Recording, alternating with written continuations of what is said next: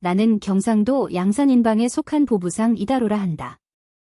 조선 중기, 그해 초여름은 유난히도 날씨가 변덕스러웠다. 한양으로 귀한 자수를 실은 보찜을 팔러 가던 중 상주 고개를 넘는 길에서 큰 비를 만났다. 아침까지만 해도 햇살이 들던 하늘이 순식간에 먹구름으로 뒤덮이고는 곧 천둥과 함께 장대 같은 비가 쏟아졌다. 말 그대로 한 치 앞도 보이지 않을 만큼 짙은 빗줄기 속에서 나는 흙탕 길을 간신히 버티며 걸어갔다. 발밑은 이미 진창이 되었고 짐을 실은 내 어깨는 물에 젖어 점점 무거워졌다. 비를 피할 곳이 있을까 두리번거려도 사방은 온통 숲과 바위투성이었다. 상주 서쪽 끝자락, 죽현리 근처였는데 이 일대는 워낙 사람이 드물어 길도 제대로 닥이지 않았다. 보부상들 사이에서도 죽현 고개라 불리는 이곳은 가파르고 험하기로 소문난 곳이었다. 어둑해진 숲길 사이로 불어오는 바람은 나뭇가지를 세차게 흔들고 그 소리에 놀란 새들이 여기저기서 날아올랐다. 순간 발목 아래로 찬 물이 흐르기 시작했다. 작은 개울이 넘쳐 흐르며 등산로를 삼켜버린 것이다. 나는 두루마기를 걷어올리고 집신을 벗어 들었다. 집신 속에서 물이 찰박찰박 흘러나왔다. 이런 날벼락이 또 있나? 이를 악물고 바윗길을 조심조심 걸어 올라가던 중 저 멀리 산허리 너머로 희미한 불빛 하나가 보였다. 안개와 비가 뒤섞인 어둠 속에서 그 불빛은 도깨비불처럼 아른거렸지만 그것이 내가 의지할 유일한 희망이었다. 몇 번이나 미끄러질 뻔하며 빗길을 올라 그 불빛을 향해 가까이 다가갔다. 그리고 마침내 오래된 나무 울타리와 그 뒤편에 자리한 작은 초가집 하나가 모습을 드러냈다. 겹겹이 둘러진 숲 사이 인적 하나 없는 그곳에 사람 사는 집이 있으리라고는 상상도 못했다. 이 산속의 집이라니? 하늘이 나를 버리진 않았구먼. 나는 얼어붙은 손으로 대문을 두드렸다. 계십니까? 안에 사람 계신가요? 비 피할 곳이 없어 이리 왔습니다. 보부상 이다로라 하오니 잠시만이라도 머물게 해주십시오. 한참을 기다렸다. 문틈 사이로 노란 불빛만 새어나오고 안에서는 아무 기척도 없었다. 혹시 빈집일까 싶어 등을 돌리려는 순간 나무 문이 삐걱 소리를 내며 조금 열렸다. 그리고 그 틈 사이로 한 여인이 조심스럽게 고개를 내밀었다. 긴 머리는 질끈 묶은 채였고 마른 얼굴에 짙은 눈동자가 내게로 향했다. 누구시죠? 여긴 사람 드나들지 않는 곳입니다. 다른 데로 가보시지요. 목소리는 낮고 차분했지만 경계심이 짙게 배어 있었다. 나는 다시 고개를 숙였다. 이 산중엔 이곳 외엔 갈 곳이 없습니다. 비가 너무 심해 물건도 사람도 다 망가지게 생겼습니다. 하루만, 내일 아침까지만이라도 잠시 머물 수 있게 해주십시오. 그녀는 말없이 나를 바라보았다. 등 뒤로 빗물이 흘러내렸고 허리에 맨 보찜은 이미 무겁게 젖어 있었기에 내 모습은 더없이 처량했을 것이다. 그녀는 한숨을 내쉬고는 문을 조금 더 열었다. 그럼 비가 그칠 때까지만. 마루 끝 한켠에서 쉬시되 부엌 쪽은 가까이 오지 마십시오. 나는 연신 고개를 숙이며 감사를 표했다. 방 안에 들어서자 장작 타는 냄새가 은은하게 풍겼고 마른 이불과 조용한 온기가 느껴졌다. 그녀는 부엌으로 가 불을 다시 지피고 작은 찻주전자에 물을 올렸다. 그리고는 흠뻑 젖은 내 옷차림을 바라보며 말없이 물 한 대야를 내밀었다. 몸이 젖으셨으니 이 물로라도 손발을 녹이세요. 나는 두 손을 물에 담그며 한숨을 내쉬었다. 온기가 퍼지는 그 짧은 순간 문득 이곳이 아무리 산속이라 해도 너무 조용하다는 생각이 들었다. 그녀에게 조심스레 말을 건넸다. 이 깊은 산속에서 혼자 지내신다 하셨습니까?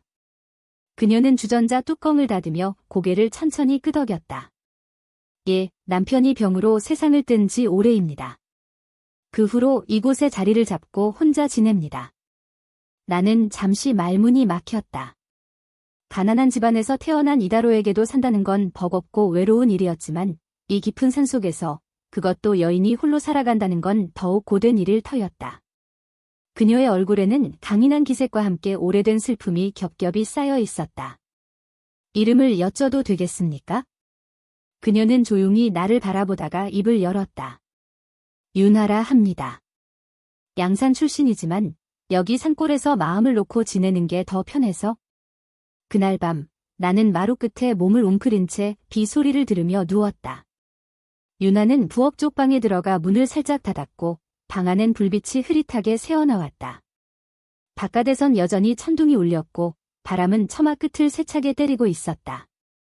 하지만 이상하게도 내 마음은 그 어느 때보다 따뜻했다. 외진 산골에서 우연히 만난 여인, 그녀의 이름 하나가 머릿속에 맴돌았다. 유나, 유나.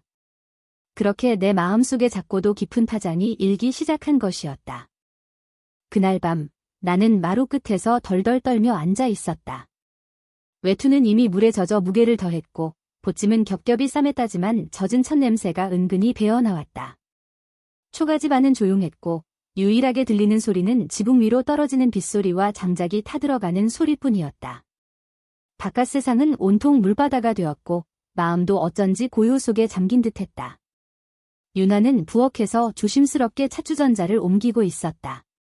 그녀의 움직임은 차분하면서도 어딘가 조심스러웠다.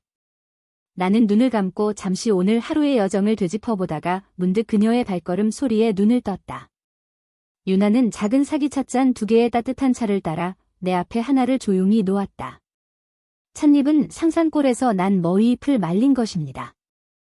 향이 강하진 않지만 몸을 좀 녹이실 수 있을 거예요.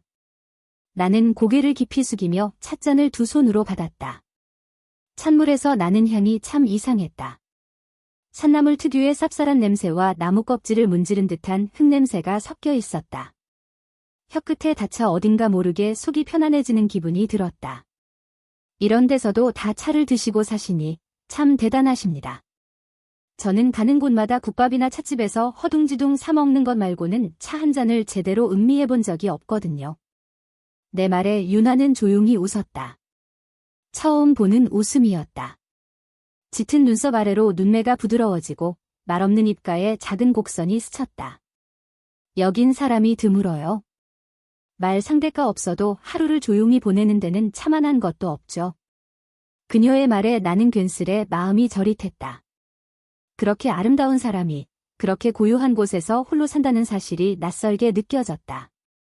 조선의 산골이라는 게 대개 그렇듯 여인이 혼자 산다는 것엔 숱한 시선과 이야기들이 따르게 마련이다. 나는 조심스레 말을 꺼냈다. 이 산중에서 혼자 지낸다고 하셨지요.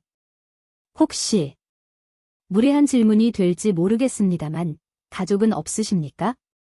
그녀는 잠시 말이 없었다. 눈길을 불빛이 깃든 찻잔에 고정시킨 채 물결 하나 없이 잠긴 얼굴로 가만히 생각에 잠긴 듯 보였다. 그러다 이내 작은 숨을 내쉬며 고개를 들었다. 남편이 있었습니다. 5해 전 봄에 병을 업고 세상을 떴어요. 자식은 없었고 시댁은 전라도 해미라 너무 멀어 그 후로 왕래가 없었지요. 나는 그 말을 듣자 마음 한켠이 먹먹해졌다. 그저 비를 피해 잠시 머물게 된 곳이었지만 이제는 그녀의 삶의 자락에 내가 조심스럽게 발을 들이고 있다는 기분이 들었다. 괜스레 말을 더 하고 싶어졌다. 어쩌면 나 자신이 이 고요한 밤이 주는 이상한 온기에 취했던 걸지도 모르겠다. 사실 저도 고향을 떠나 산지 오래입니다. 양산에서 태어났지만 어린 시절에 아버지가 남의 빚 보증 잘못 썼다가 집안이 망하는 바람에 어머니와 헤어져 보부상 길로 나섰지요. 처음엔 인방 형님들 따라다니며 소금이며 마른 생선을 팔았는데 이젠 한양 대감들께 귀한 물건도 올려드릴 만큼은 되었습니다. 내 말에 유나는 고개를 끄덕이며 말했다. 보부상이라는 것이 듣기엔 장사꾼 같지만 실상은 온 나라를 품고 사는 사람들이라 들었어요. 길을 걷는 그 발밑이 역사요. 사람의 정을 지키는 자들 말입니다. 그 말에 나는 잠시 말을 잃었다. 사람들에게 보부상은 그저 물건을 팔러 다니는 장사꾼으로 보일 수 있었지만 내 마음속엔 언제나 약속과 신의가 있었다. 짐이 비에 젖지 않게 싸는 법, 기일에 맞춰 장터에 도착하는 법, 마을 사람들과 좋은 인연을 쌓아가는 법. 이 모든 것이 내겐 단순한 기술이 아니라 살아가는 방식이었다. 그 말씀 참 고맙습니다. 사실 요즘은 그런 말을 해주는 이가 없어졌거든요. 그녀는 고개를 돌리며 창밖을 내다보았다. 비는 여전히 굵었고 숲은 바람에 하늘거렸다. 이다로님은 다시 여기 오실 생각 있으세요? 그 말은 뜻밖이었다. 그녀는 말끝을 흐리며 곧장 내 눈을 보지 않았다. 나는 대답 대신 잠시 눈을 감았다. 사실 그녀를 처음 본 순간부터 마음속에 작고도 선명한 무언가가 떠올랐다. 누군가를 지켜주고 싶다는 마음. 그것은 아주 오랜만에 느껴보는 감정이었다. 부인께서 괜찮으시다면? 다음에 다시 찾아뵙고 싶습니다. 그 말에 윤아는 조용히 고개를 끄덕였다. 짧은 정적이 흘렀고 나는 그 틈을 타 가슴속에서 품고 있던 하나의 결심을 꺼내놓았다. 보찜 한가운데를 조심스럽게 풀고 손바닥 크기만한 비단 보자기를 꺼냈다. 그 안엔 반짝이는 옥자라비가 들어있었다. 이는 호주 판석계 명나라 사신용 기물을 구해드린 대가로 받은 물건이었다. 이 물건은 제게 아주 귀중한 것입니다. 혹시 잠시만 맡아주실 수 있을까요? 윤아는 놀란 듯 내 손에 있는 물건을 바라보았다. 어찌하여 이런 것을? 제가 한양 장사를 마치고 돌아오는 길에 다시 찾으러 오겠습니다. 마땅히 맡길 곳이 없고 부인은 믿을 수 있는 분이라 생각되어서요. 내 말에 그녀는 말없이 고개를 숙였다. 그리고는 조심스레 두 손으로 옥자라비를 받아들었다. 그럼 제가 잠시 맡고 있겠습니다. 그 순간 마치 무언의 약속이 우리의 사이에 만들어진 듯했다. 그것은 단순한 물건의 보관을 넘어 다시 마주할 인연의 다짐이기도 했다. 밖에서는 여전히 빗소리가 세차게 들렸지만 방 안의 온기만큼은 더없이 따뜻했다. 한양에서의 장사는 예상보다 훨씬 순조롭게 풀렸다. 사대문 안쪽에 있는 대감댁에 자수를 납품하고 양반가의 규수들이 좋아할 만한 놀이개와 비녀를 함께 곁들여 드리니 금세 입소문이 났다. 나는 매일같이 조심스럽게 포장을 풀고 말 한마디 한마디를 정중하게 하며 손님을 맞았다. 보부상이라 하여 얕보는 이들도 있었지만 정직하게 장사한다는 평판이 쌓이니 결국엔 높은 분들까지 나를 찾게 되었다. 열흘 남짓 머문 뒤 나는 약속한 대로 윤아에게 돌아갈 준비를 마쳤다. 길고 긴 북촌의 돌담길을 따라 대감댁에서 받은 대금으로 비단포에 들러 연분홍 저고리에 어울릴 비녀 하나와 자개로 장식한 놀이개 하나를 골랐다. 선물이라 하자 점원이 눈을 동그랗게 뜨며 말했다. 혹시 약혼자에게 드릴 물건이십니까? 나는 손을 내저으며 웃었다. 그런 사이는 아닙니다. 아직은. 그렇게 포장을 마친 나는 짐을 꾸리고 다시 상주로 향하는 길에 올랐다. 길은 여전히 험했지만 마음은 가벼웠다. 보찜 속 선물이 사박사박 흔들릴 때마다 윤아의 얼굴이 떠올랐다. 그녀가 웃으며 그걸 받아들고 뭐라 말할지, 그때 나는 무슨 표정을 지어야 할지 생각하며 괜히 혼자 웃기도 했다. 주켈리 고개를 넘는 길은 지난번보다 더 푸르렀다. 여름이 완연해져 초록이 우거졌고 산새 소리는 경쾌했다. 며칠 사이지만 마치 계절이 한참을 달려온 듯했다. 나는 산길 아래로 내려다 보이는 윤화의 초가집을 바라보며 발걸음을 재촉했다. 울타리 너머로 보이는 굴뚝은 여전히 낮고 조용했으며 나는 익숙하게 문 앞에 섰다. 부인, 저 이다로입니다. 다녀왔습니다. 그러나 아무런 대답이 없었다. 다시 한번 힘주어 불렀다. 윤화 부인, 계십니까? 대문은 잠긴 기척이 없었지만 안에서는 인기척이 전혀 느껴지지 않았다. 조심스레 담을 넘어 마당 안을 들여다보니 항아리 위에 덮개가 그대로 있고 부엌의 아궁이도 식은 지 오래인 듯 숲조차 희미하게 식어 있었다. 닭도, 개도, 고양이도 보이지 않았고 무엇보다도 윤화의 흔적이 느껴지지 않았다. 나는 마음이 철렁 내려앉았다. 혹시 장을 보러 마을로 내려간 것일까? 아니면 산길에 무슨 일이 생긴 걸까? 이리저리 집 주위를 돌아보다가 고갯길 아래로 내려가며 사람을 수소문해 보기로 했다. 마을 어귀, 집신을 수선하던 아낙 하나가 나를 힐끗 보더니 탄식 섞인 목소리로 말했다. 그걸 모르셨단 말이오? 며칠 전에 이방 나으리가 포졸들을 데리고 와서 그 부인을 잡아갔지 않소? 예. 왜요? 무슨 일로요? 나는 그 말을 이해할 수 없어 되물었다. 그녀는 깊은 한숨을 내쉬며 말했다. 절도죄라더이다. 도둑질을 했다는 소문이 퍼졌소? 마을 아랫집에선 귀한 물건이 사라졌다고들 하고 이방 나으리는 그 물건이 그 부인의 집에서 나왔다고 난리를 쳤지요. 그 순간 머릿속이 하얘졌다. 귀한 물건. 설마 내가 맡겨두었던 옥자라비를 말하는 것인가? 내가 맡긴다는 말도 분명히 했고 돌아올 날도 말해두었다. 어떻게 그것이 그녀의 죄가 된단 말인가? 나는 숨을 헐떡이며 곧장 상주관하로 달렸다. 입구를 지키는 포졸들이 나를 막아서자 급히 소리쳤다. 제발 면회라도 하게 해주십시오. 억울한 누명을 쓰고 있는 여인이 있습니다. 제가 그 사정을 모두 아는 사람입니다. 포졸 하나가 귀찮다는 듯 눈을 흘기더니 동료와 귓속말을 주고받았다. 잠시 후 허락된 시간이라는 듯 무뚝뚝하게 말했다. 안으로 따라오시오. 하지만 시간은 오래 줄 수 없소. 나는 고개를 깊이 숙이며 따라갔다. 어두운 복도를 따라 걷다가 돌기둥 하나가 놓인 끝방에서 그녀를 마주했다. 쇠창살 안, 그녀는 무릎을 꿇고 앉아 있었고 고개를 떨군 채 손을 꼭 쥐고 있었다. 유나 부인. 그녀는 내 목소리에 고개를 들었고 눈가에 맺힌 눈물이 그대로 굳어 있었다. 이다로 님. 정말 오셨군요. 그 말에 나는 더는 참지 못하고 무릎을 꿇었다. 이게 어찌 된 일입니까?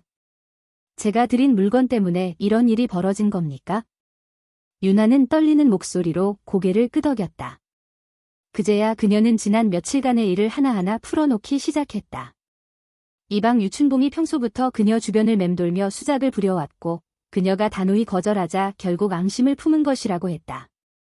그녀의 집에서 그 옥자라비를 발견한 유춘봉은 이것이 훔친 것이라 단정지으며 마을 사람들 앞에서 고함을 질렀고 포졸들은 그녀를 묶어 끌고 왔다고 했다. 분명히 말했습니다. 보부상 이다로 님께서 맡긴 물건이라고. 다시 오실 거라고. 하지만 아무도 제 말을 믿어주지 않았어요. 오히려 거짓말쟁이라고. 그녀는 끝내 말을 잇지 못하고 고개를 떨궜다. 나는 주먹을 불끈 쥐며 속에서 분노가 치밀어 오르는 것을 느꼈다. 내가 맺은 인연이, 내가 건넨 물건이 누군가의 악의로 이렇게 뒤틀려 버리다니. 그리고 나는 결심했다.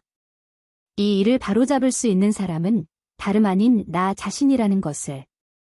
반드시 이 억울함을 풀어줄 것이라, 그녀의 믿음을 저버리지 않을 것이라 마음속 깊이 다짐했다. 유나가 쇠창살 너머로 눈을 들었을 때 나는 그 눈빛에서 절망과 동시에 작게 남은 희망을 보았다. 억울함을 다 말한 그녀는 더 이상 말을 잇지 못한 채 고개를 떨구었고 나는 그 앞에 무릎을 꿇고 두 손을 모았다. 감히 내 손으로 그녀를 구할 수 있을 거란 확신은 없었지만 적어도 그 억울함을 대신 짊어질 책임은 내게 있다고 생각했다. 이 모든 일은 분명히 내 부주의에서 비롯된 것이었다. 나는 조용히 입을 열었다. 부인, 부디 희망을 놓지 마십시오. 제 손으로 이 일을 바로잡겠습니다. 반드시 억울함을 풀어드릴 것입니다.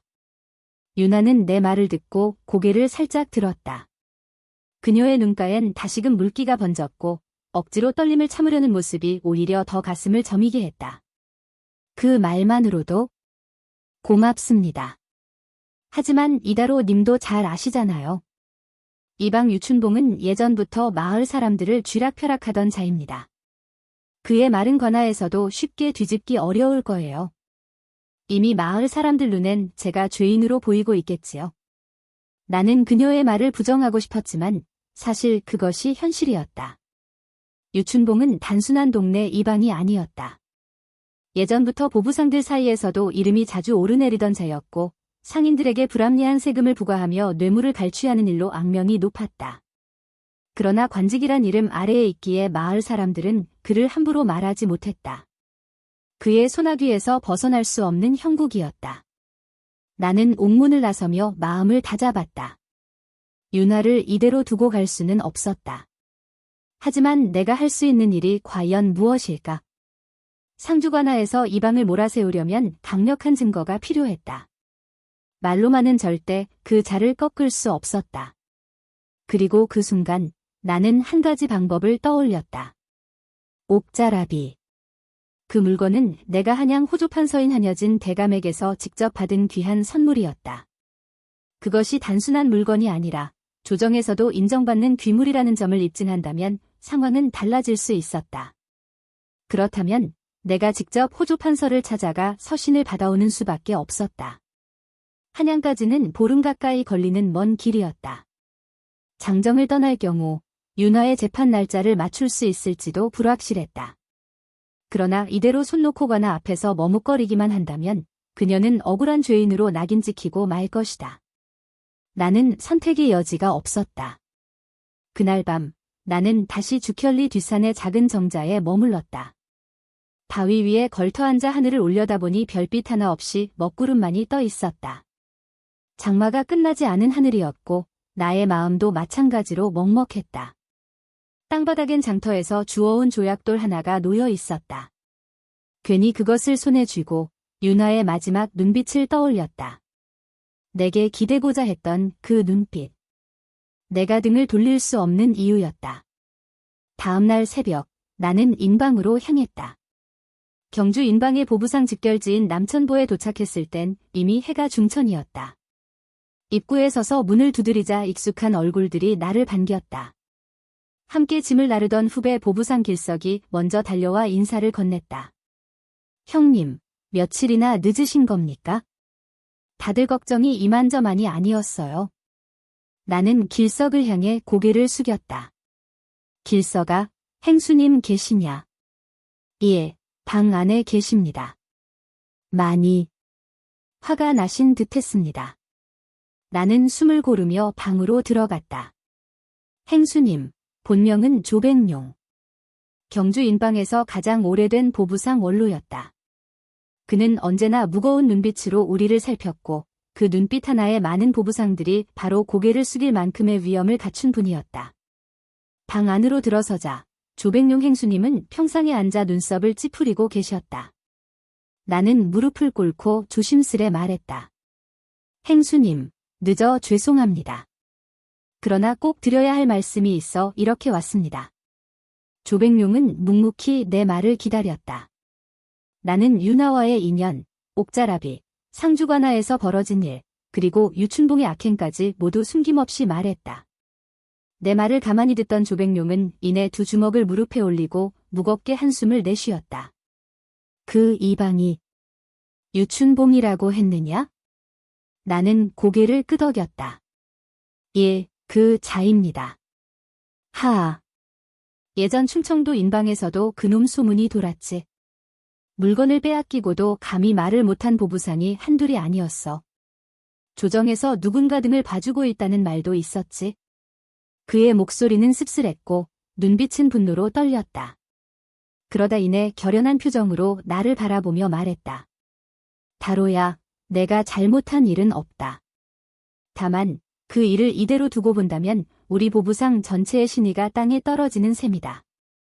이번 일은 너 혼자 해결할 수 있는 일이 아니다. 전국 인방에 사발통을 띄우마.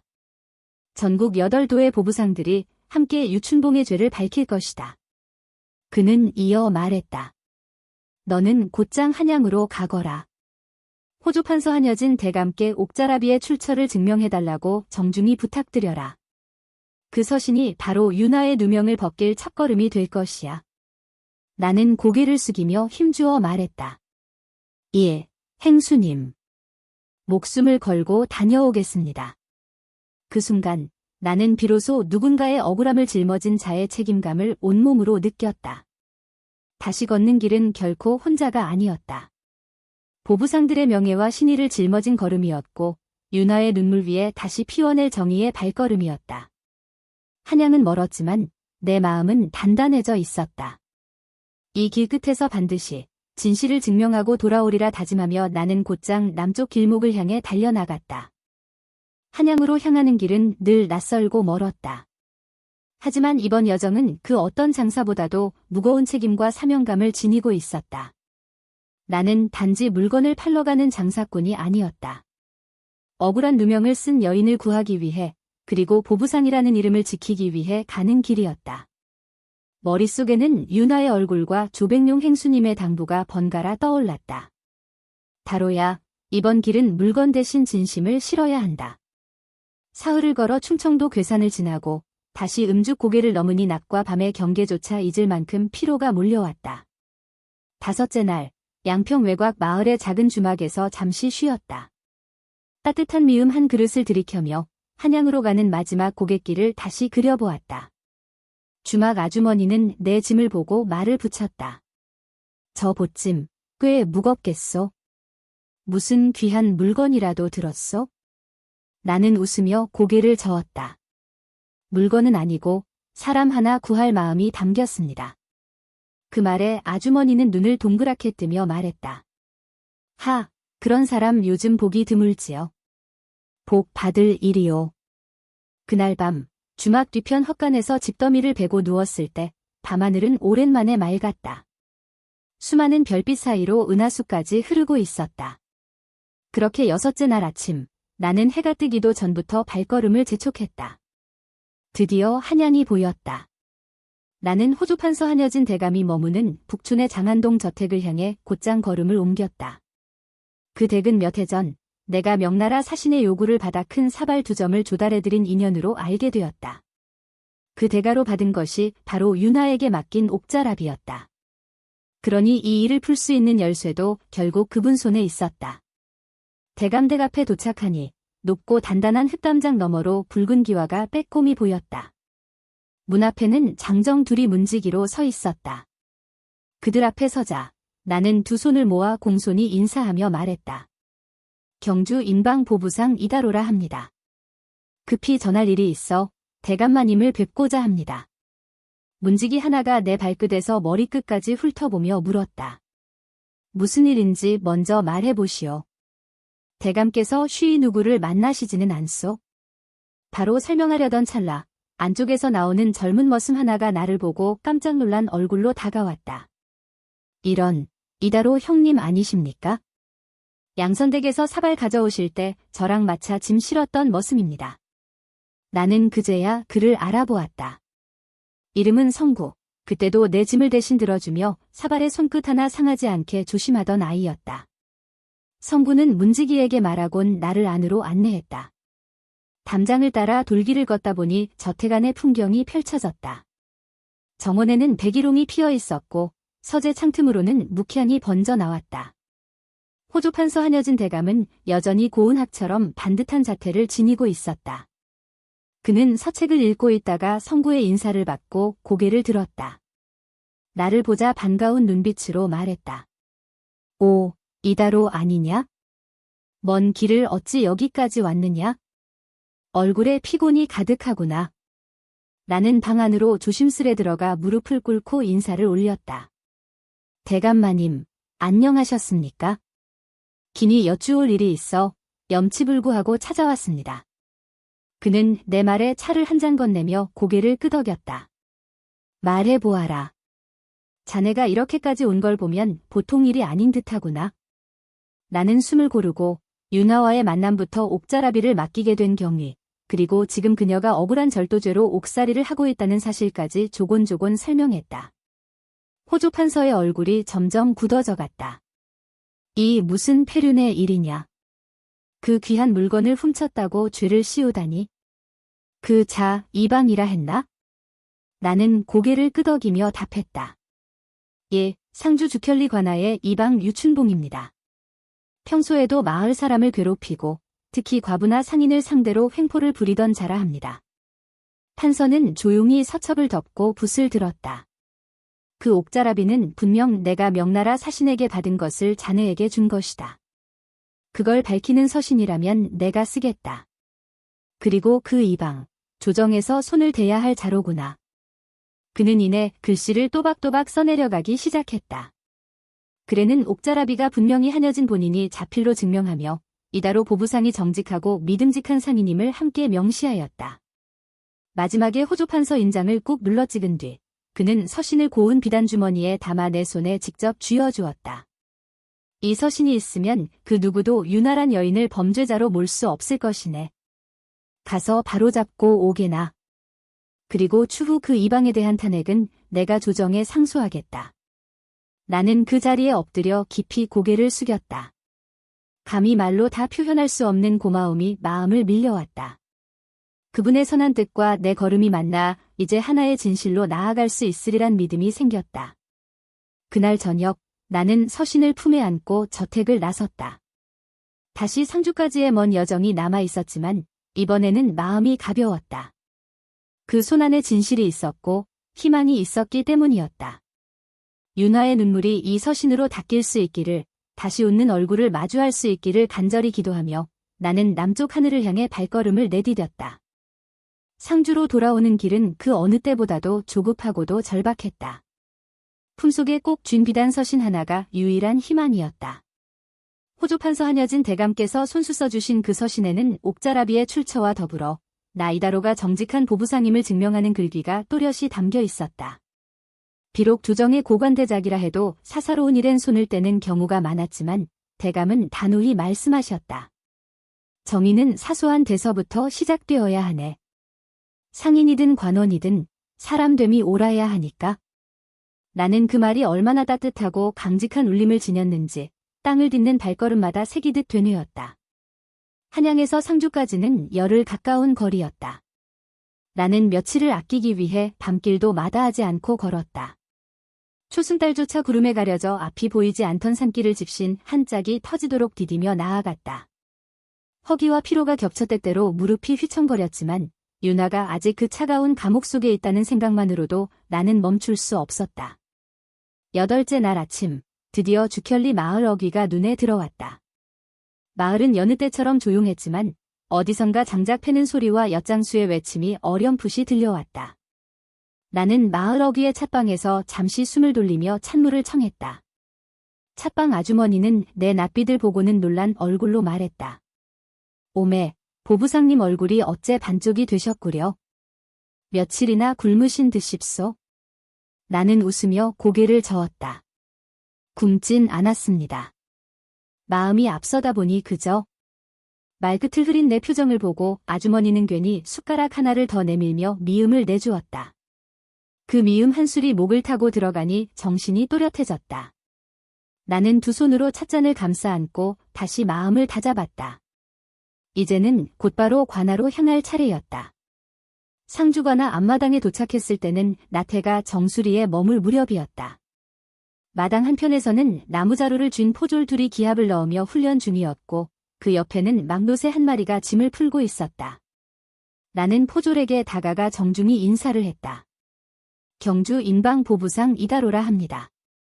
사또 나으리를 뵙고 드릴 말씀이 있습니다. 포졸은 나를 아래 위로 훑어보더니 서찰을 보이라는 듯 손을 내밀었다.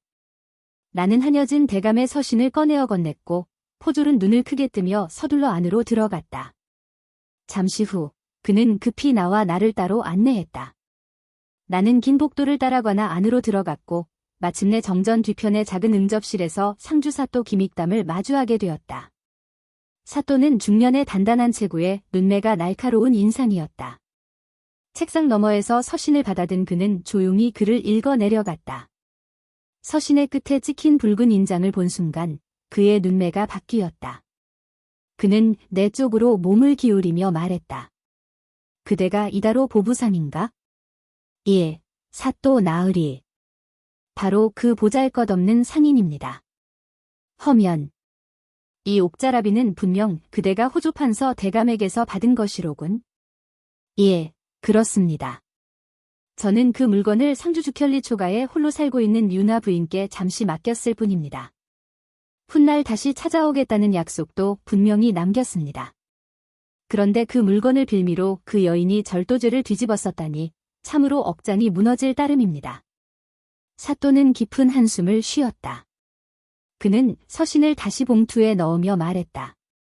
이 일은 단순한 마을의 송사가 아니네. 대감께서 직접 서신을 보내셨다면 관하의 판단만으로 넘길 수 없는 사안이 되었지. 내일 열리는 재판에서 이 서신을 정식으로 제출하게. 그대는 증언할 준비가 되어 있는가? 나는 고개를 숙이며 답했다. 예, 죽어도 증언하겠습니다. 부인의 억울함을 밝히기 위해서라면 제 목숨이라도 걸 각오입니다. 사또는 나를 잠시 바라보더니 이내 말없이 고개를 끄덕였다. 그 눈빛 속엔 묘한 연민과 기대가 뒤섞여 있었다. 관하를 나오는 길, 나는 조용히 하늘을 올려다보았다. 저 높은 곳에서 윤화의 누명을 벗겨줄 한 줄기 빛이 비추는 듯했다. 내일이면 재판이 열린다. 마을 사람들과 이방 유춘봉, 그리고 모든 진실이 한자리에 모이게 될 것이다. 이 여정의 끝자락에서 마침내 정의가 살아있다는 것을 모두가 믿을 수 있게 되기를. 나는 주먹을 불끈 쥐고 다시 똑바로 걸음을 내디뎠다. 이제 단 한 걸음 남았다. 재판이 열리는 날 아침, 상주가나 마당은 이른 시각부터 옹성거림으로 가득했다. 평소엔 발길 뜸하던 주민들까지 몰려와거나 앞돌 계단을 메우고 있었고 곳곳에서는 두런두런 수군거리는 소리가 끊이지 않았다. 마을 사람들의 눈은 호기심과 두려움, 그리고 어느 정도의 기대가 섞인 채로 가나 대청을 바라보고 있었다. 그들은 다 알았다. 이방 유춘봉이 평소 어떤 짓을 해왔는지를. 하지만 그동안 누구도 감히 나서지 못했다. 나 역시 마을 사람들의 침묵이 그들을 비겁하게만 느껴지지 않았다. 권력 앞에서 침묵은 때로 생존이었고 겁이 아닌 조심이었다. 나는 사또의 명으로 정청 오른편에 따로 자리를 배정받았다. 옷깃을 여미고 두 손을 무릎 위에 가지런히 놓은 채 이따금씩 시선을 들고 마당을 둘러보았다. 어디선가 마른 기침을 하는 소리, 옷자락을 고쳐 입는 소리, 작은 아이의 숨죽인 울음소리가 들렸다. 그 모든 소리가 나의 심장박동과 함께 얽혀 들썩였다. 잠시 후 북청대문이 활짝 열리고 사또 김익담이 위험 있는 걸음으로 들어섰다. 그 뒤로 서리둘과 군관, 포졸들이 뒤따랐고 사또는 단상 위 중앙자리에 앉아 천천히 시선을 아래로 내렸다. 그의 눈빛은 단호했고 목소리는 사람들을 눌렀다. 조용하라. 이제부터 윤화의 절도 사건에 대한 공문 재판을 시작하겠다. 그 말이 떨어지자 마당은 숨조차 크게 쉬지 못할 만큼 고요해졌다. 포졸 2명이 감옥에서 끌려온 윤화를 앞에 세웠다. 그녀는 죄인복을 입고 있었고 두 손은 가볍게 묶여 있었다. 하지만 자세는 흐트러지지 않았고 눈빛에는 두려움보다는 담담함이 감돌았다. 마치 이 자리가 억울함을 풀 수 있는 유일한 기회임을 스스로도 알고 있는 듯했다. 나는 그 모습을 보자 입술을 꾹 다물었다. 이제껏 밤길을 달려와 손에 쥔 서신 하나를 의지 삼아 여기까지 온 이유가 바로 저 사람의 억울함을 풀기 위해서였다. 그 마음은 날마다 새벽마다 커져만 갔고 오늘 이 자리에서 반드시 진실을 밝혀내야 했다. 이방 유춘봉이 마당 한가운데로 나섰다. 그는 특유의 거드름을 떨며 다소 과장된 몸짓으로 관아 사람들 앞에서 말했다. 사또 나으리. 제가 직접 본 사실을 보고드립니다. 며칠 전 이 여인의 집에서 귀한 옥자라비 하나를 발견하였고 마을에서는 그런 물건이 유통된 적이 없사옵니다.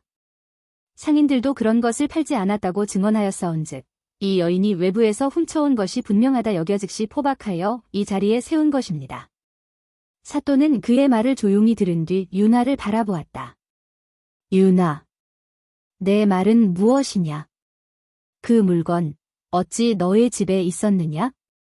윤화는 고개를 들어 사또를 정면으로 바라보았다. 그녀의 목소리는 떨리지 않았고 오히려 단단했다. 그 옥자라비는 이다로 보부상님께서 맡기고 간 것입니다.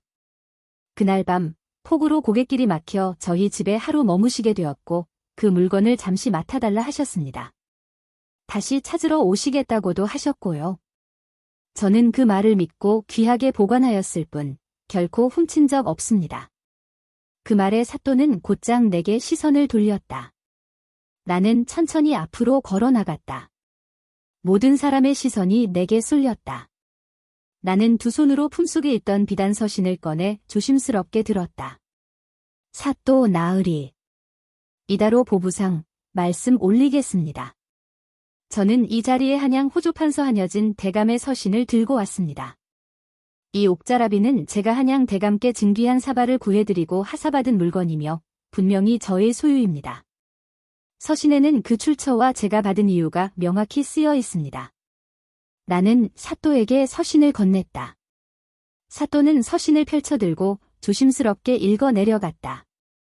관아 전체가 숨을 죽이고 그 움직임을 바라보았다. 서신 끝에 적힌 붉은 인장과 한자 한자 써 내려간 판서의 글고는 모두를 압도했다. 이다로는 정직한 상인으로 나 한여진이 직접 귀물 옥자라비를 하사한 바 있다. 이는 그가 보여준 신의와 정성의 보답이며 다른 어떤 의심의 여지도 없다. 사또는 서신을 조심스레 접었다. 그리고 천천히 말을 이었다. 이방 유춘봉. 내가 이 여인의 집에서 발견했다는 그 옥자라비는 정황상 훔친 것이 아닌 맡겨진 물건임이 분명하도다. 더구나 호조판서 대감의 직접 서신이 있다면 이는 그 누구도 부정할 수 없는 증거이니라. 그대, 더 할 말이 있는가? 유춘봉은 입술을 달싹였지만 아무 말도 내뱉지 못했다. 그의 얼굴은 새하얗게 질렸고 손끝은 가늘게 떨리고 있었다. 마당 구석에 서 있던 마을 사람들 사이에서 옹성거림이 번지기 시작했다. 그중 몇몇은 수군거리는 소리를 넘어서 입을 열기 시작했다. 그 이방, 평소에도 안 좋았지요.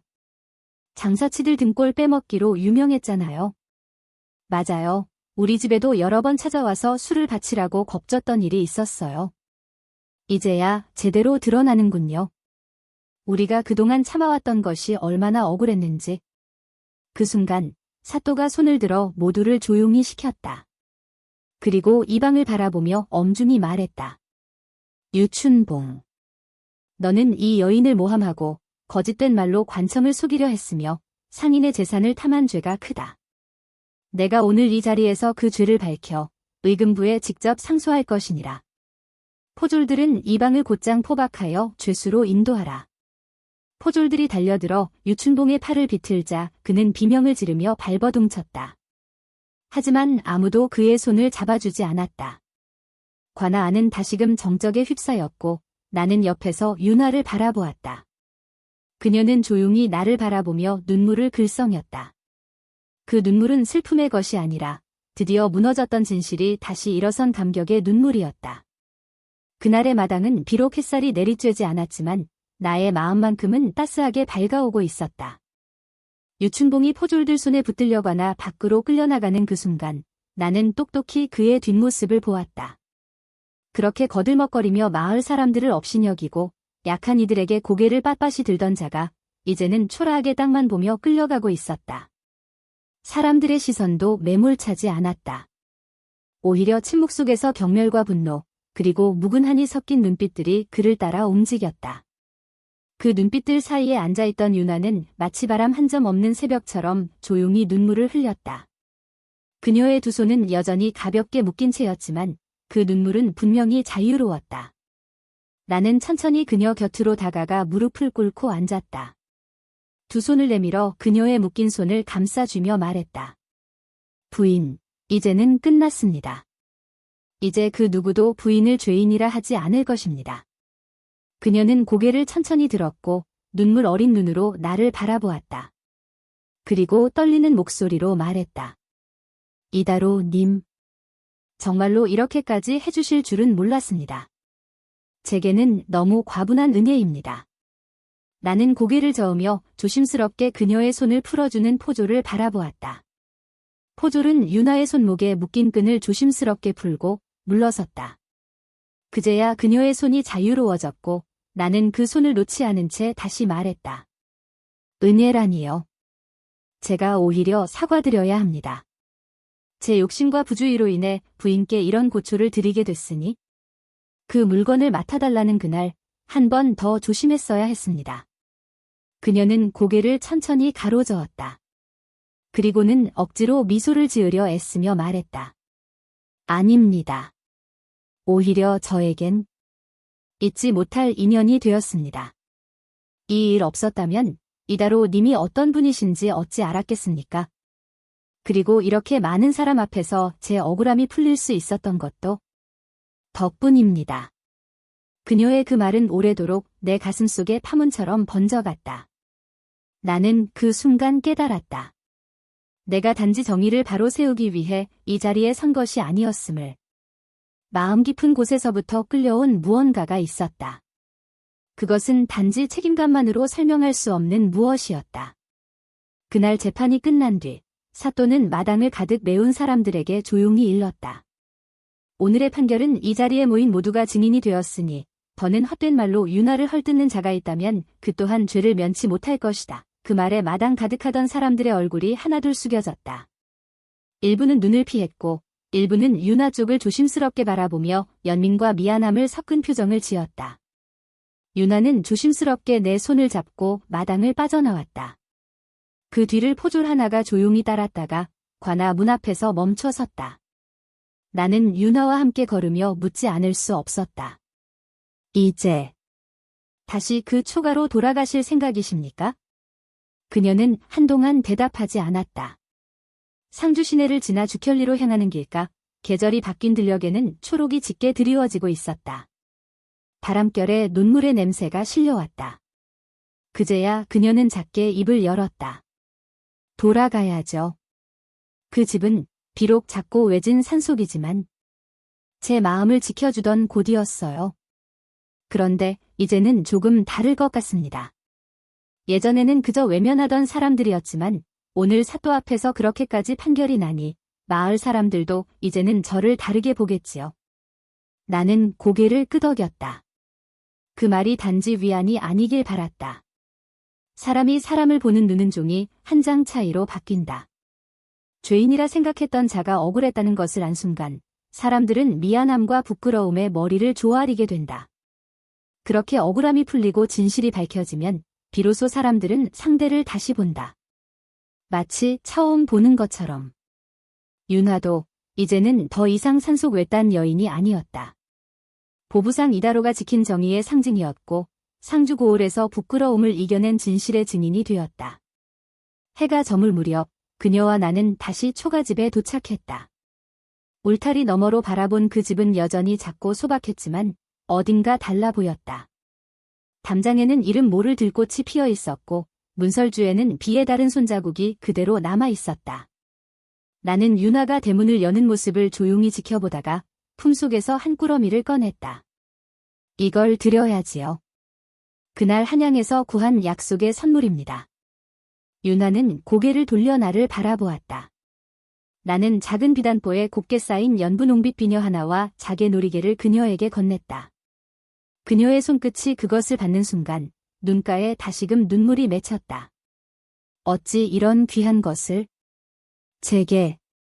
나는 고개를 숙였다. 그날 부인께 드리려 했던 약속이었습니다. 늦었지만 받아주시길 바랍니다. 그 어떤 보답보다도 감사한 마음을 담아 드리는 것입니다. 윤화는 천천히 고개를 끄덕였고 조심스레 그 비녀를 가슴에 꼭 안았다.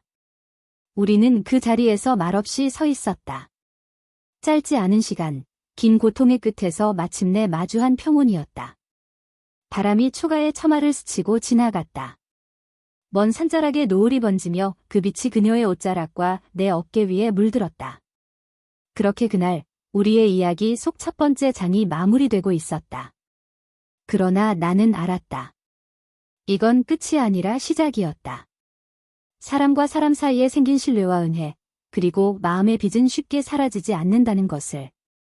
나는 다시 길을 떠나겠지만 그 마음만큼은 오래도록 이 초가의 땅에 남아있을 터였다. 윤화의 집을 떠나는 날 아침, 새벽 안개가 뒷산 허리춤을 감싸고 있었다.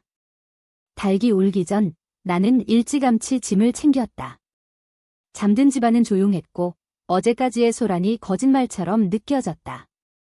작은 마루 끝에 앉아 보찜끈을 메고 있자니 방 안에서 인기척이 났다.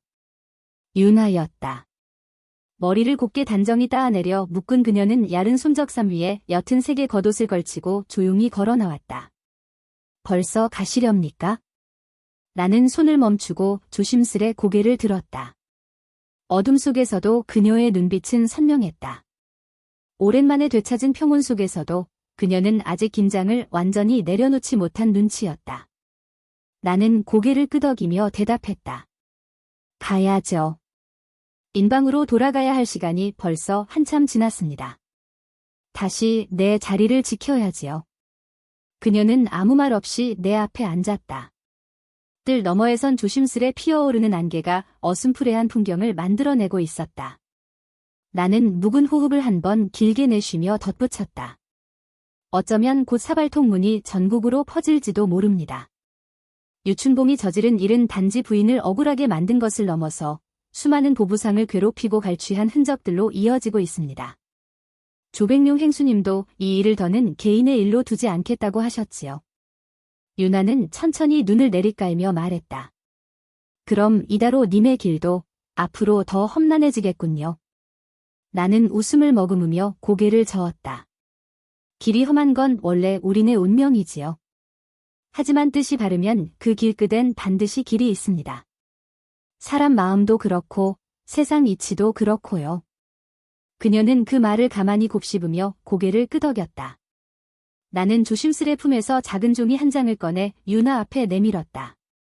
거칠게 접혀있는 종이는 경주 인방의 일정이 빼곡하게 적힌 장부에서 찢은 것이었다. 혹시라도 누가 나를 찾거든 여기에 적힌 이틀 뒤 경주 남천장으로 가라 전해주세요. 저는 늘 그곳에 있습니다. 인방 동료들이 모두 모이니까요. 유나는 종이를 두 손으로 받아들고 가만히 들여다보았다. 내가 일러준 이름들을 하나하나 읽는 그녀의 목소리는 마치 무언가를 오래도록 되새기는 듯했다. 이름이 참 많네요. 나는 고개를 끄덕였다. 우린 혼자 다니지만 결국 하나로 묶여 있습니다. 누가 어디서 무슨 일을 겪으면 저 멀리 팔도 어디서라도 돕는 게 우리 보부상의 마음입니다. 그 마음이 곧 사발통문이고 우리의 의지이기도 하고요. 그 순간 유나가 천천히 고개를 들었다. 어슴푸레한 새벽빛이 그녀의 눈매를 감쌌고 미처 말하지 못한 무수한 감정들이 그 눈 안에 고여 있었다. 혹시라도 다시 길을 돌아오실 일 있으면 그땐 꼭 다시 이 집에 들러주세요. 나는 짧은 숨을 들이마신 채 가만히 그녀를 바라보았다. 말로는 대답하지 못했다. 그저 묵묵히 고개를 끄덕이는 것이 전부였다. 아마 말보다 그 눈빛 하나면 충분할 터였다. 그날 낮 나는 주켤리를 지나 상주 읍성 근처를 지나는 길에 들러 사또 김익담을 조용히 찾아뵈었다. 그는 내 이야기를 듣고는 한참을 말없이 있다가 품에서 작은 서찰을 꺼내 건네주었다. 봉투 위에는 의금부 제출용이라 부두로 또렷이 적혀 있었다. 그놈 유춘봉은 결국 의금부로 끌려갔지. 그동안 모아진 진술과 증언은 이미 넘칠 정도로 많아. 하지만 너희 보부상들이 직접 조사한 자료가 더해진다면 그 자는 더 이상 조정의 어두운 구석에 숨을 수 없을 것이야. 나는 서신을 받아들며 고개를 숙였다. 그곳에서 내려오는 길목, 마을 아이 둘이 장난을 치며 내 보찜을 기웃거렸다. 나는 웃으며 하나의 작은 참외를 꺼내어 건넸다. 아이들은 신이 나서 달려가며 외쳤다. 보부상 아저씨가 돌아왔다. 그 목소리가 상주들녘에 울려 퍼졌다. 나는 그 소리를 들으며 다시 한번 마음을 다잡았다. 유나를 지킨 것은 단지 내 의지만이 아니었다. 이 모든 여정에는 수많은 이름 없는 손들과 마음들이 함께 있었다. 사발통문을 타고 퍼져나가는 보부상들의 정예, 관아의 현명한 판단, 마을 사람들의 뉘우침, 그리고 무엇보다 유나 스스로의 꺾이지 않는 기계가 그 억울함을 밝히는데 버팀목이 되었다. 경주로 돌아가는 길, 나는 잠시 대구곡의 어귀에서 쉬었다. 해가 지는 저편, 노을 아래로 들판이 붉게 물들고 있었다. 나는 돌 위에 앉아 처음 유나를 만났던 그날 밤을 떠올렸다. 그 깊은 산속에서 보았던 희미한 불빛, 그녀가 문을 열던 순간의 눈빛, 내 손을 받아든 손끝의 온기. 그것은 단지 우연한 인연이 아니었다. 오래전부터 이어져야만 했던 인연이었다. 언젠가 이 길 끝에서 다시 유나를 만날지도 모른다. 그땐 말로 꺼내지 못했던 이야기들을 풀어낼 수 있기를. 내 발걸음은 다시 장사의 길을 향하지만 마음은 여전히 그 초가집 담장 너머 한 여인이 돌려놓은 작은 등잔불 앞에 머물러 있었다. 그리고 나는 알았다. 이 여정은 끝이 아니라 또 다른 시작이라는 것을. 경주 남천장에 도착한 건 유나의 초가를 떠난 지 닷새째 되는 날 아침이었다. 남천장은 경주 인방 보부상들이 가장 자주 모이는 장터 중 하나였고 나에게도 이곳은 집처럼 익숙한 공간이었다. 이른 아침인데도 장터는 벌써 북적였고 나무 상자에 과일을 올려놓고 호객하는 상인들의 외침이 메아리처럼 이어졌다. 장터 입구에 들어서자 가장 먼저 눈에 띈 건 조백룡 행수님의 좌판이었다. 옆에 늘 함께 다니던 후배 길석이 짐을 정리하고 있었고 내 모습을 보자 반갑게 손을 흔들었다. 형님. 이제야 돌아오셨군요. 다들 기다리고 있었습니다. 나는 가볍게 웃으며 고개를 끄덕였다. 길서가 인방에 별일 없었지? 예, 덕분에 큰일은 없었습니다. 그런데 형님이 전한 사발통문 말입니다. 지금 전국 8인방에서 서신이 속속 도착하고 있습니다. 충청 인방, 전라도 인방, 멀리 함경 인방까지도 반응이 빠릅니다. 그 말을 들은 나는 가슴이 뭉클했다. 우리가 보내는 사발통문은 단순한 종이장이 아니었다. 그것은 보부상들 사이의 믿음과 약속, 그리고 연대의 상징이었다. 전국에 흩어진 동료들이 한 사람의 고통에 귀를 기울이고 행동에 나서주고 있다는 사실은 그 자체로 가슴 벅찬 일이었다. 행수님은 좌판 뒤에 작은 평상 위에 앉아 계셨다. 회색 두루마기를 단정히 걸치고 있었고 눈썹 아래로 번뜩이는 눈빛은 여전히 날카로웠다. 내가 다가서자 행수님은 조용히 미소 지으며 내게 자리를 권했다. 다녀왔구나, 다로야. 고생 많았겠지. 나는 평상에 무릎을 꿇고 앉으며 두 손으로 서신 하나를 건넸다. 사또 김익담 나으리께서 의금부에 보낼 최종 보고 서신입니다. 유춘봉의 죄목이 정리되어 있고 관하 판결문 사본까지 첨부되어 있습니다. 판서 대감의 서신도 정식으로 공문에 등록되었습니다. 행수님은 서신을 펼쳐들고 천천히 읽어 내려갔다. 그의 눈동자가 글자를 따라 움직일 때마다 주변의 소리가 멀어지는 듯한 기분이 들었다. 이 순간이 우리에게 얼마나 큰 의미인지 누구보다도 잘 알고 계신 분이었다. 그래. 사필귀정이라 했거늘 이제야 그 말의 무게를 실감하는구나. 행수님은 서신을 조심스럽게 접어 품에 넣으며 말했다. 이제 우리 보부상들은 단지 장사만 하는 이들이 아니다. 억울한 사람을 외면하지 않고 옳은 일을 위해 함께 나설 수 있다는 걸 이번 일로 다시금 세상에 보여준 셈이지. 나는 그 말에 깊이 고개를 숙였다. 그리고 조심스레 말을 이었다. 사실 윤아 부인께선 이번 일을 겪으며 마을에서도 새로운 시선을 받고 있습니다. 마을 안악들이 직접 찾아와 안부를 묻고 그녀가 장에 나갈 수 있도록 길을 정비해주기도 했다고 합니다. 행수님은 잠시 미소를 지으며 물었다. 그래서 너는 어떻게 할 생각이냐? 그 물음은 단순한 안부가 아니었다. 이제부터 어떤 삶을 택할 것이냐는 보다 근본적인 질문이었다.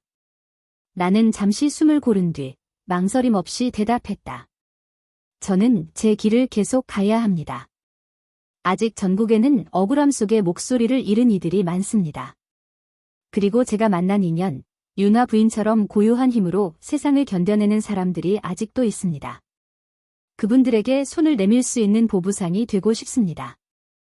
행수님은 눈을 감고 고개를 천천히 끄덕였다. 그리고 손을 뻗어내 어깨를 꽉 붙잡았다. 그래, 그 마음 변치 말 거라. 내가 걷는 길이 누군가의 등불이 될 수 있다면 그걸로 충분하다. 그날 오후 남천장 한켠에서는 뜻밖의 손님들이 모습을 드러냈다. 충청 인방의 대표 보부상인 신기환, 전라 인방에서 올라온 허만복, 그리고 함경 인방의 고은태까지. 이름만 들어도 쟁쟁한 인물들이었다. 이들은 모두 유춘봉의 악행과 관련해 자신들이 직접 겪은 일들을 증언하기 위해 먼 길을 달려온 이들이었다. 신기환은 남색 도포의 검은 삿갓을 눌러쓴 채 나를 바라보며 조용히 말했다. 우린 그놈을 함흥장터에서 만났었지. 장사꾼이라는 이유로 무리하게 세금을 걷고 안 내면 보찜을 모조리 압수했어. 아무리 생각해도 이번 일이 전국 보부상들에게 경종을 울리는 계기가 돼야 해. 나는 고개를 끄덕이며 물었다. 그럼 전국 단위로 서신을 묶어 의금부에 탄원서를 올리시겠습니까? 허만복이 그 말을 받았다. 그렇지. 각 인방에서의 사례를 정리해서 하나로 묶고 이달 내로 한양으로 올릴 생각이요. 이번처럼 판서 대감까지 움직인 일은 이례적이니 기회를 놓쳐선 안 돼요. 고은택은 조용히 주먹을 쥐며 말했다. 정의를 지키는 것이 곧 장사를 지키는 일이요. 그 말을 듣고 있자니 가슴이 벅차올랐다. 나는 작지만 확실한 힘을 느꼈다.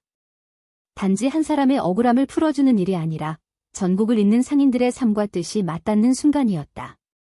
그날 저녁, 남천장에는 평소보다 더 많은 불빛이 켜졌다. 장터의 각 좌판마다 촛불이 하나둘 켜졌고 마치 모두가 한마음으로 모여 하나의 불씨를 지키는 듯했다. 나는 조용히 장터 끝 연못가에 앉아 밤하늘을 올려다보았다. 하늘에는 별이 총총히 떠 있었고 그 아래로 8인방에서 모인 이들의 이야기와 웃음소리가 끊이지 않았다. 이 길 위에 서 있는 한 나는 계속해서 묻고 증언하고 끝까지 지켜나가야 했다. 나의 보찜에는 이제 비녀와 놀이개 대신 사람들의 믿음과 마음이 담겨 있었다. 그 무게는 결코 가볍지 않았지만 나는 그 무게가 자랑스러웠다. 그리고 그 무게를 견딜 준비가 되어 있었다. 남천장에서의 회합이 끝난 뒤 나는 조백룡 행수님의 명으로 다시 북쪽 인방을 순회하게 되었다. 이번 순행은 단순한 장사를 위한 것이 아니었다. 전국 8도의 보부상들이 유춘봉의 사건을 계기로 다시금 결속을 다지게 되었고 각 인방을 돌며 그 결의문을 전달하고 탄원서를 함께 작성하는 일이 내 몫으로 맡겨진 것이다. 어깨에 맨 보찜에는 물건보다 더 무거운 것이 실려 있었다. 그것은 이름 없는 보부상들의 억울함, 정의를 향한 기대, 그리고 내 자신에게 부여된 사명감이었다. 첫 번째로 향한 곳은 충청 인방의 천안장이었다. 이곳은 예부터 사기장이 유명한 곳으로 상인들의 발길이 끊이지 않는 장터였다. 시장 한복판, 진흙이 묻은 평상 위에 앉아있는 중년 남자가 나를 반갑게 맞이했다. 그는 바로 충청 인방의 대표, 신기환 보부상이었다. 오, 경주 인방의 이다로 형님. 드디어 오셨군요. 우리가 형님만 기다리고 있었소? 나는 두 손을 모아 공손히 인사했다. 먼 길을 와서 이런 대접을 받게 되니 송구할 따름입니다. 이다로 인사 올립니다. 신기환은 나를 웃으며 앉히고는 주막에서 막 받아온 찐 보리차 한 사발을 내게 건넸다. 찻잔에서 피어오르는 김이 손등을 스치자 며칠간의 피로가 조금이나마 풀리는 듯했다. 나는 그와 마주 앉아 본론을 꺼냈다. 남천장에서 회의한 내용을 정리해왔습니다. 각 인방별로 탄원서를 작성해 주시고 혹여 유춘봉과 같은 이들에게 피해를 입은 사례가 있다면 상세히 기록해 주시면 좋겠습니다. 신기환은 고개를 끄덕이며 진지하게 받아들였다. 우리도 피해가 없었던 게 아니오. 몇 해 전 그놈이 순회 도중에 우리 장에 들렀다가 사기를 팔던 박철수 보부상의 보찜을 통째로 걷어간 일이 있었소. 명목은 허가 없이 명나라 수입 물품을 팔다가 관세를 내지 않았다는 것이었지. 하지만 그 물건은 조정에서 허가받은 사발이었고 영문도 모른 채 박 보부상은 장터에서 망신을 당한 뒤 장사를 접었소. 그 말을 들은 나는 말문이 막혔다. 유춘봉의 악행이 단순히 유나 한 사람에게 향했던 것이 아니라 이미 오래전부터 전국적으로 그 뿌리를 뻗고 있었던 것이다. 나는 곧바로 그 이야기를 기록하고 신기환과 함께 해당 사실을 증언할 인물들의 이름을 정리했다. 이튿날 아침, 나는 천안장을 떠나 대전 인근의 대흥장을 찾았다. 이곳에서는 전라 인방의 허만복 보부상이 나를 기다리고 있었다. 대흥장은 농산물이 풍부해 봄부터 가을까지 장이 크게 서는 곳으로 특히 나무를 깎아 만든 기물이나 민속 공예품이 많이 오갔다. 허만복은 키가 크고 체격이 좋은 인물로 항상 허리춤에 굵은 배포 주머니를 차고 다녔다. 이다로 형님, 우리 장에도 한번 와주셨으니 이제야 일이 굴러가겠군요. 행수 조백룡 어르신께선 잘 계시지요? 덕분에 평안하십니다. 저도 형님을 뵈니 힘이 납니다. 우리는 인근 주막에 자리를 잡고 말없이 각 인방에서 모인 자료들을 펴놓고 비교해 나갔다. 허만복은 유춘봉이 전라도 광주 인방에서도 비슷한 방법으로 보부상들을 위협했던 정황을 이야기해 주었다. 그놈이 문서만 내밀면 다들 겁을 먹고 무릎 꿇었지요. 어떤 이는 자식들이 굶을까봐 억울하게 재산을 넘기기도 했습니다. 이제라도 이걸 바로잡아야 합니다. 나는 그가 이야기하는 동안 말없이 고개를 끄덕이며 펜을 움직였다.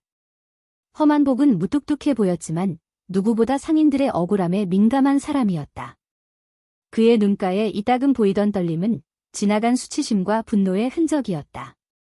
나는 그의 이야기를 천천히 정리해 하나의 장으로 엮었고 그것은 훗날 탄원서의 핵심 증언으로 들어가게 되었다. 이틀 뒤 나는 마지막 목적지인 강원 인방의 평창장을 향해 올랐다. 초가을 산골의 길은 제법 찬바람이 불었고 가을 들녘에는 서리가 내릴 준비를 하고 있었다.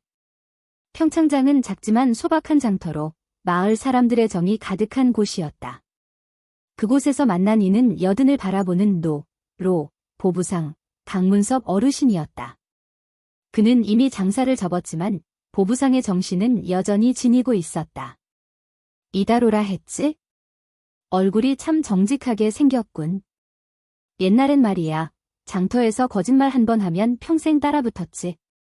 요즘 세상에도 그런 상인이 있다니 반갑구먼. 나는 그 앞에 무릎을 꿇고 깊이 인사드렸다. 어르신, 저는 아직도 보부상이 어떤 사람이어야 하는지를 배워가는 중입니다. 그러니 오늘도 많이 가르쳐 주십시오. 강문섭 어르신은 작게 웃으며 내 손을 잡았다. 그 손은 마디마디 굽고 거칠었지만 따뜻했다. 그는 내가 펼쳐놓은 자료를 천천히 훑어보다가 말했다. 사람은요, 물건보다 귀한 걸 파는 이들이 있어요. 신이라는 거지. 너도 그런 사람이 되고 싶은 거구먼. 나는 그 말씀에 말없이 고개를 끄덕였다. 어르신은 손수 그간 본인의 장사 기록 중 일부를 내어주며 과거 유춘봉의 인사와 관련한 몇 가지 언급을 문서로 정리해 주셨다. 그것은 비록 오래된 기록이었지만 그의 필체와 이름만으로도 의금부에서는 무시할 수 없는 귀한 증거였다. 그날 밤 평창의 작은 여관방에서 혼자 불을 끄고 누워있자니 여러 얼굴들이 스쳐 지나갔다. 신기환 형님의 단호한 눈빛, 허만복 형님의 굳은 인매, 그리고 강문섭 어르신의 주름진 손길까지. 그 모든 인연들이 이 여정을 함께하고 있다는 것이 느껴졌다. 나는 혼잣말처럼 속삭였다. 이제 되돌릴 수 없는 걸음이 되었구나. 그렇다. 나는 이제 단지 윤화의 억울함을 위해 뛰는 이다로가 아니었다. 수많은 보부상들의 신의를 지키는 증인이자 전국의 억울한 목소리를 모으는 전달자였다. 그리고 그 길은 앞으로 더 멀고 더 험할지라도 반드시 가야만 하는 길이었다. 이다로, 그 이름으로. 평창장을 떠난 뒤로 나는 더 이상 상인이 아닌 사람처럼 느껴졌다. 보찜은 여전히 어깨에 있었고 장터의 길을 걷고 있었지만 그 안에는 장사거리 대신 사람들의 목소리와 기록된 억울함, 그리고 말로 다하지 못한 마음들이 담겨 있었다. 각 인방에서 모은 탄원서와 증언들을 품에 안은 채 나는 다시 상주로 향했다. 이제는 그 모든 것을 하나로 묶어 의금부에 제출할 최종 서류를 준비해야 했다. 나의 손끝이 곧 수많은 사람들의 의지가 될 터였다. 상주로 가는 길은 가을비드로 물들어 있었다. 산은 붉고 노랗게 타오르고 있었고 들녘은 이미 수확을 끝낸 벼 이삭자리에 집단이 엮여 있었다. 그 풍경을 바라보며 나는 문득 윤화를 떠올렸다. 그녀의 집마당에도 아마 햇볕에 마른 들풀내음이 가득할 것이다.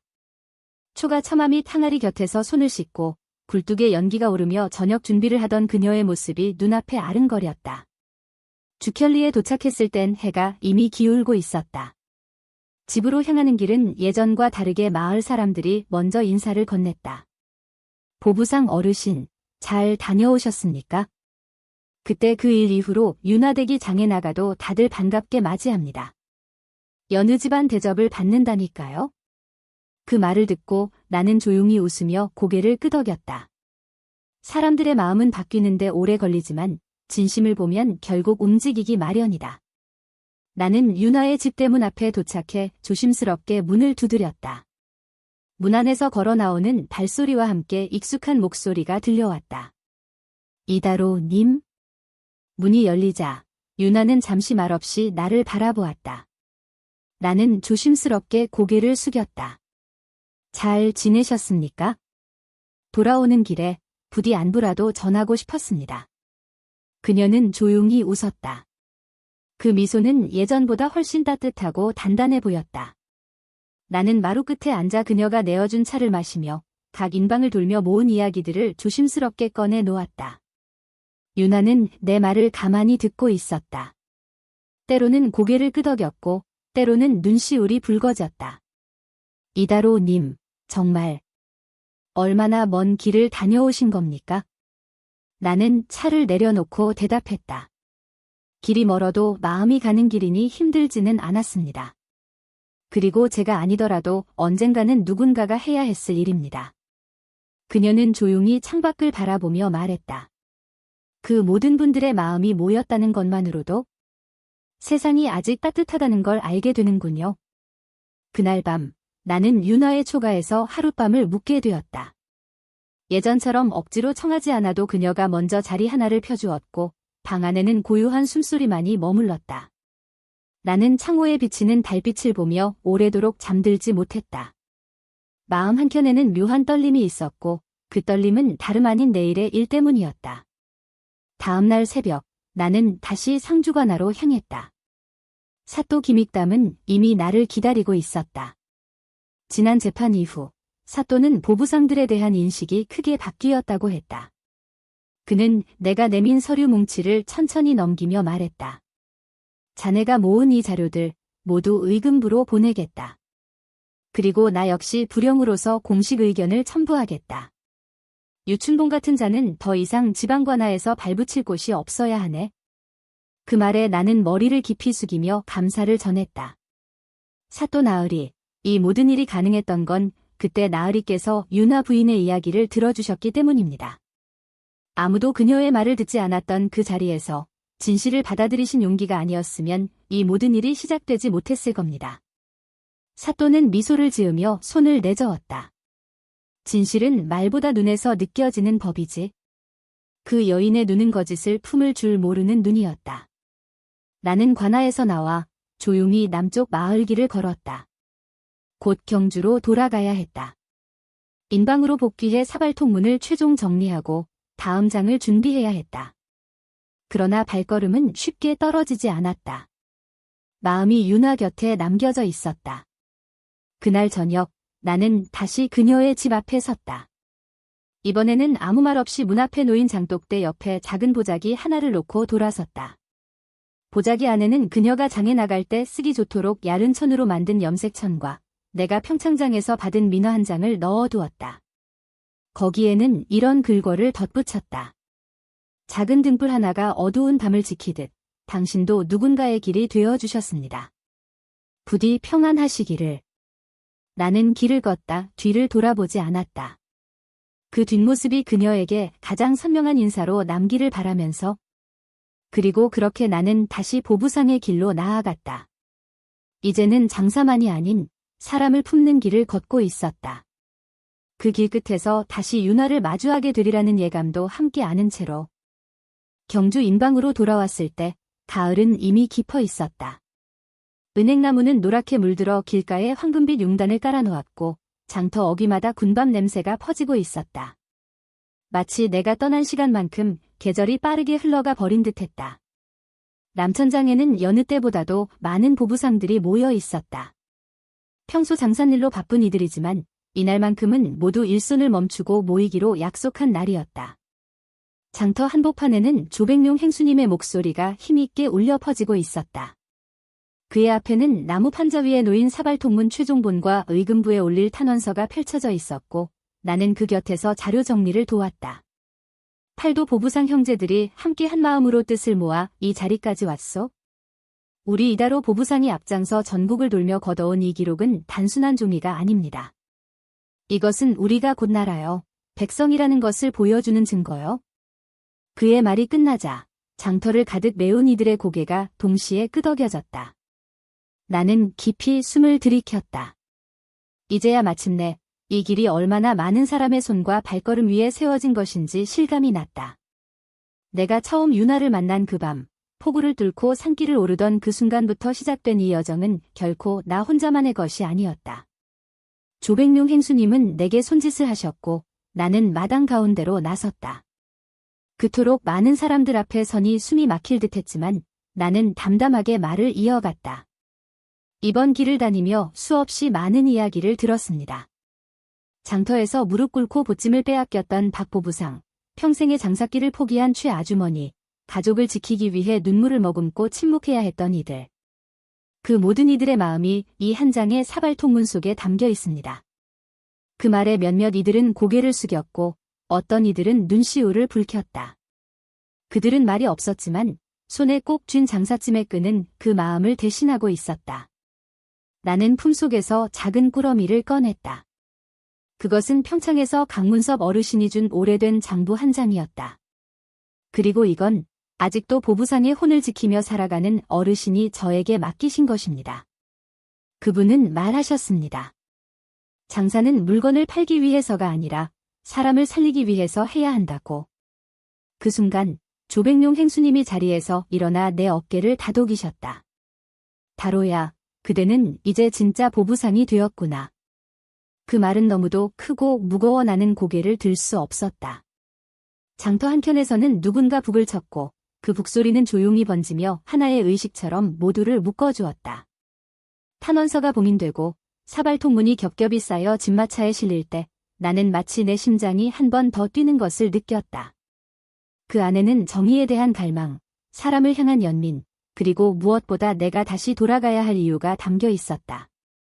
그날 밤 남천장의 장터 뒷마당에 모닥불이 피워졌다. 나무 상자를 뒤집어 의자 삼고 앉은 이들이 술잔을 돌리며 흘려보내는 이야기에는 슬픔도 있었고 웃음도 있었다. 나는 조용히 불가에 앉아 밤하늘을 올려다보았다. 그때 누군가 뒤에서 다가와 내 어깨에 천을 하나 툭 덮어주었다. 찬이 쓸에 어깨 씻겠소? 놀라 뒤돌아보니 윤하였다. 나는 얼떨결에 자리에서 일어나 물었다. 여기까지 어떻게 오셨습니까?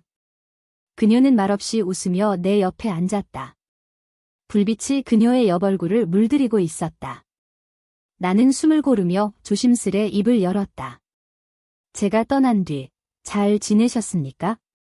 그러며 덕분에 마을 어귀에서 수세미를 말리면 안악들이 와서 장에 같이 가자고도 하고 손수 만든 된장을 담가보자고도 하고 그동안 한 번도 없던 일이었어요. 나는 안도하며 웃었다. 그녀는 불가를 바라보며 말을 이었다. 사람들 마음이란 참 묘한 것이지요. 조금의 용기와 진실만으로도 달라지니까요. 나는 고개를 끄덕이며 대답했다.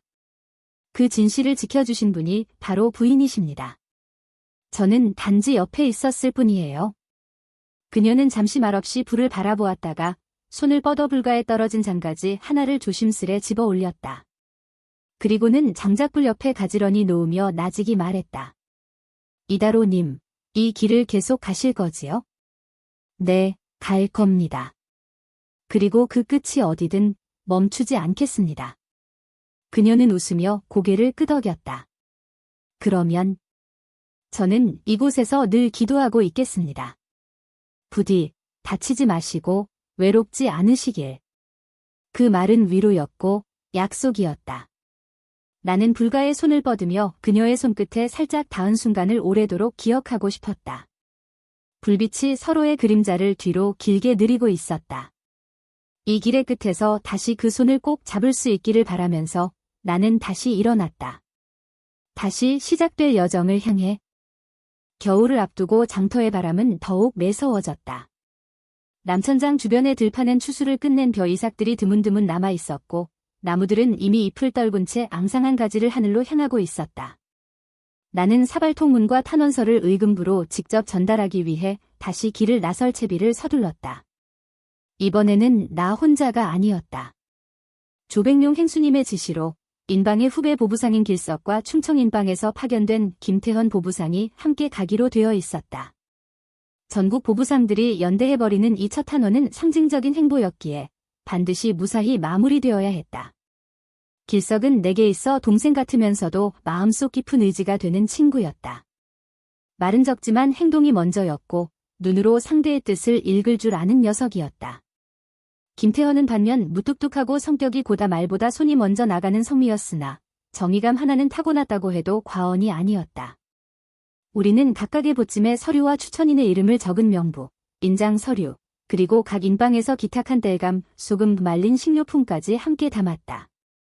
세 사람의 걸음은 늦가을의 황량한 바람 속에서도 단단하고 묵직했다.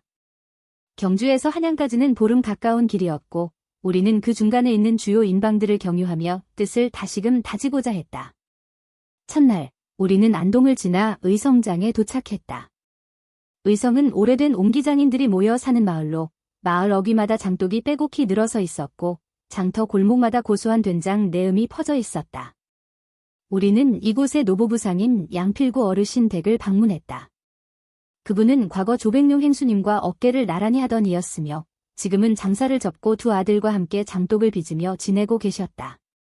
다로가 왔구먼. 얼굴에 더 책임이 실렸구먼. 그 말씀에 나는 고개를 깊이 숙였다. 양 어르신은 우리를 따뜻한 방에 앉히고 삶은 고구마와 묵은지를 내주셨다. 우리는 그 자리에서 한양으로 향하는 우리의 뜻을 설명했고 어르신은 손을 덥석 잡으며 이렇게 말씀하셨다. 정의는 먼데 있지 않다. 사람들 입과 손에 살아 있어야지. 너희 같은 젊은 보부상이 그걸 보여주니 내 마음도 참 기쁘구나. 어르신은 이내 본인의 장부에서 오래된 봉합 문서를 꺼내셨다.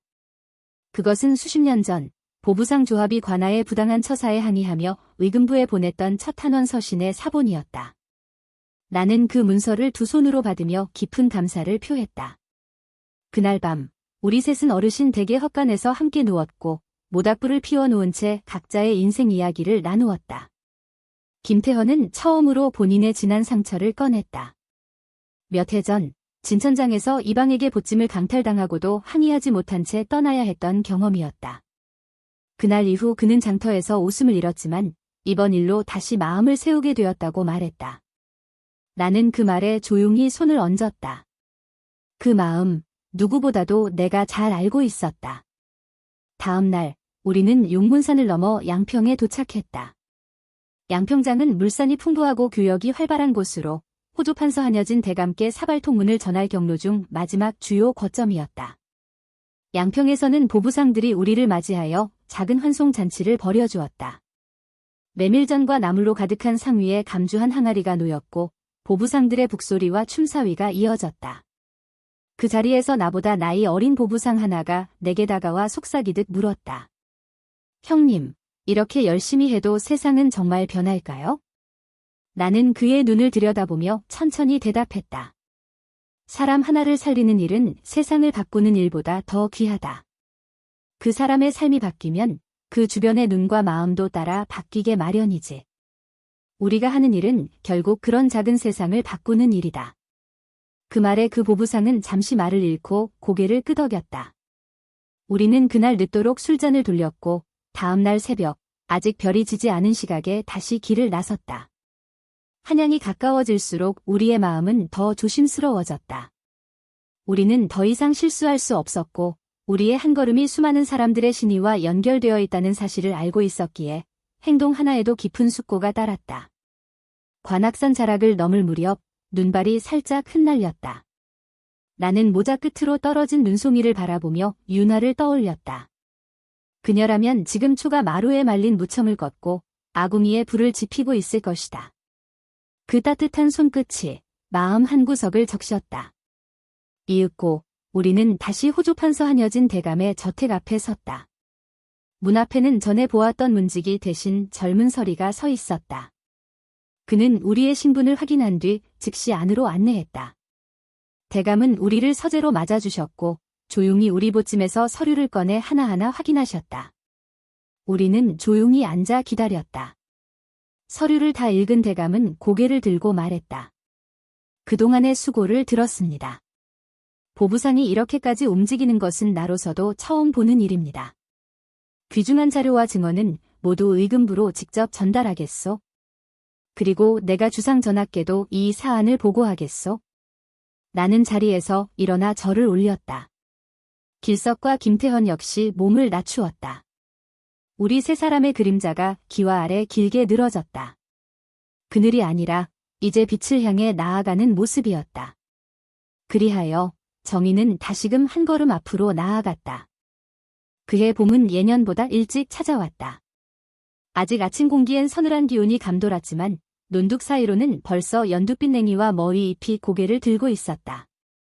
기와집 뒤편 작은 텃밭에도 물기가 맺힌 고운 흙이 부드럽게 올라와 있었고 윤하는 일은 새벽부터 솜저고리를 걸친 채 들로 향했다.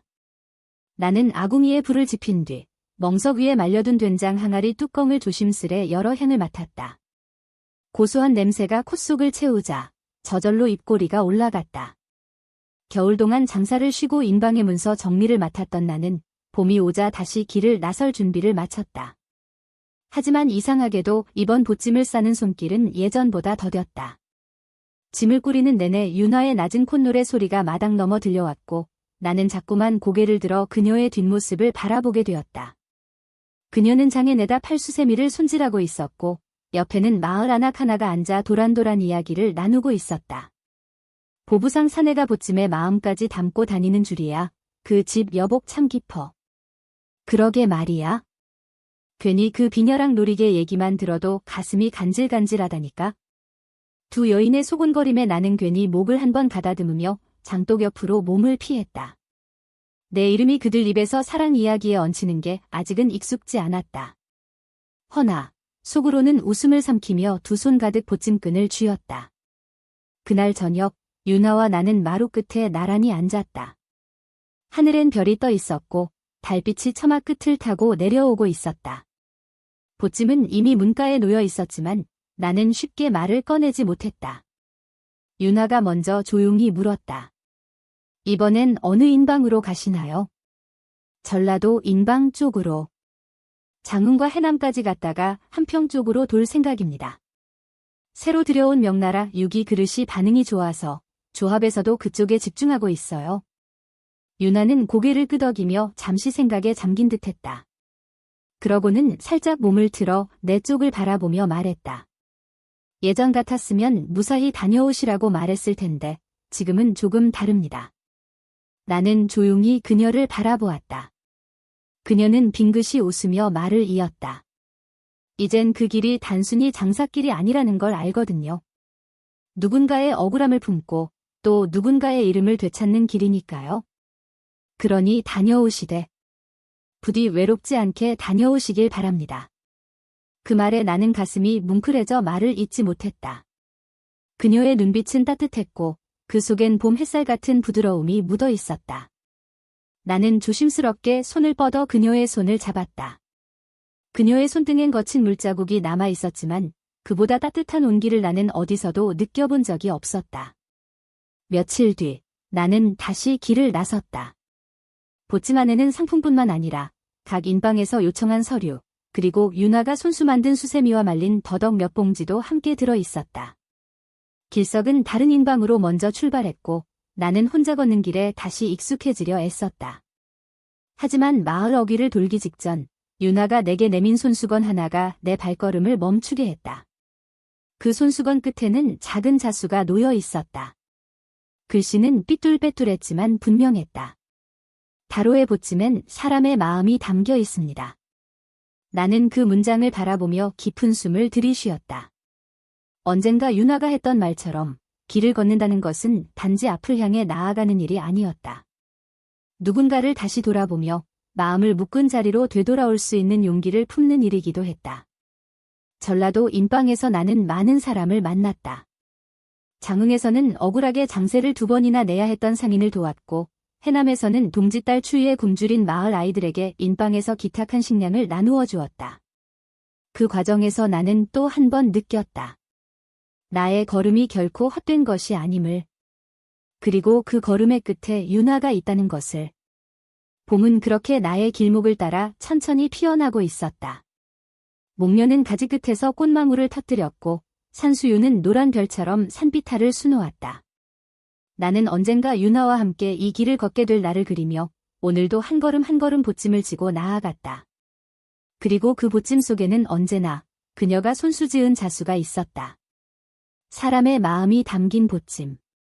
그것은 내가 짊어진 세상에서 가장 따뜻한 무게였다.